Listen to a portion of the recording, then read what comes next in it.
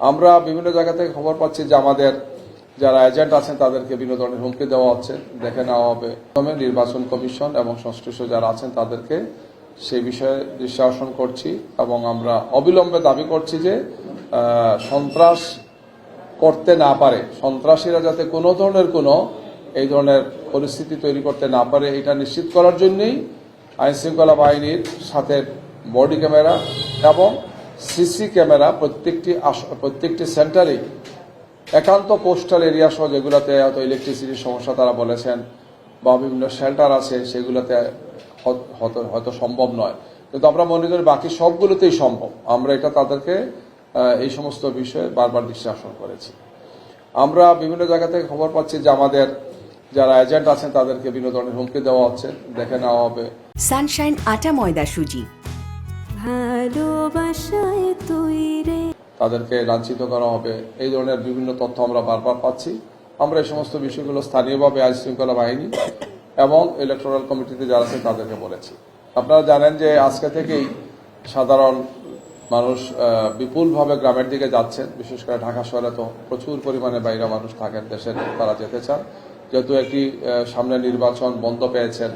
তো এক্ষেত্রে পথে বিভিন্ন ধরনের সমস্যা তৈরি হচ্ছে, প্রতিবন্ধকতা তৈরি হচ্ছে, কিছু অসৎ ব্যবসায়ী বা গাড়ির যারা চালাচ্ছেন তারা অস্বাভাবিক ভাড়া নিচ্ছেন।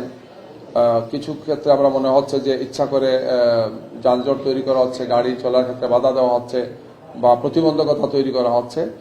আমরা আইনশৃঙ্খলা বাহিনীকে আমাদের সাথে যোগাযোগ করেছি যে এইগুলা অভিযোগ করার অপেক্ষা করার কোনো দরকার নেই। কেউ কেউ বলেছেন আপনারা অভিযোগ করেন, তো এইগুলো যদি আমরা শুধু অভিযোগেই থাকি তাহলে ওনাদের কাজটা কি? যেখানে আইনশৃঙ্খলা বাহিনীর দায়িত্ব হচ্ছে মানুষের চলাফেরাকে সুনিশ্চিত করা, নির্বিঘ্ন করা এবং এক্ষেত্রে তাৎক্ষণিক পদক্ষেপ গ্রহণ করা। আমরা আশা করব, অনুরোধ করব, প্রত্যাশা করব যে জনমনে দুর্ভোগ তৈরি হয় এমন কোনো সমস্যা দেখা দিলে তাৎক্ষণিকভাবে আইনশৃঙ্খলা বাহিনী স্বপ্রণোদিত হয়ে তারা ভূমিকা পালন করবে। এখানে অভিযোগ দায়েরের জন্য আর তাদেরকে বলার জন্য অপেক্ষা করা এটা সুন্দর দেখেন। ওনাদের দায়িত্ব হচ্ছে এটাই। আমরা এই কথা শুনতে চাই না যে অভিযোগ করেন নাই, আমাদেরকে জানান নাই, এই কারণে আমরা ব্যবস্থা নেইনি। এটা ওনাদের এটি একটা রাষ্ট্রীয় দায়িত্ব, ওনাদের এটা পেশাগত দায়িত্ব। এই দায়িত্ব পালন করতে না পারলে জনগণের কাঠগড়ে তাদেরকে দাঁড়াতে হবে। কোনো ধরনের কোনো সমস্যা তৈরি যাতে না হয় এই ব্যাপারে আমরা নির্বাচন কমিশন, আইন শৃঙ্খলা বাহিনীকে অনুরোধ জানাচ্ছি তারা যাতে এই ব্যাপারে প্রয়োজনীয় সমস্ত পদক্ষেপগুলো গ্রহণ করেন। ফরেন জার্নালিস্ট আমাদের ফরেন জার্নালিস্ট আসছিলেন বলছি, 3টা দেশ থেকে আসছিলেন। বলেন না? আর হ্যাঁ বলছি 3 দেশ থেকে, ফিলিপাইন থেকে আসছিলেন, ভারত থেকে আসছিলেন আর পাকিস্তান থেকে আসছিলেন, 7 জন জার্নালিস্ট আসছিলেন।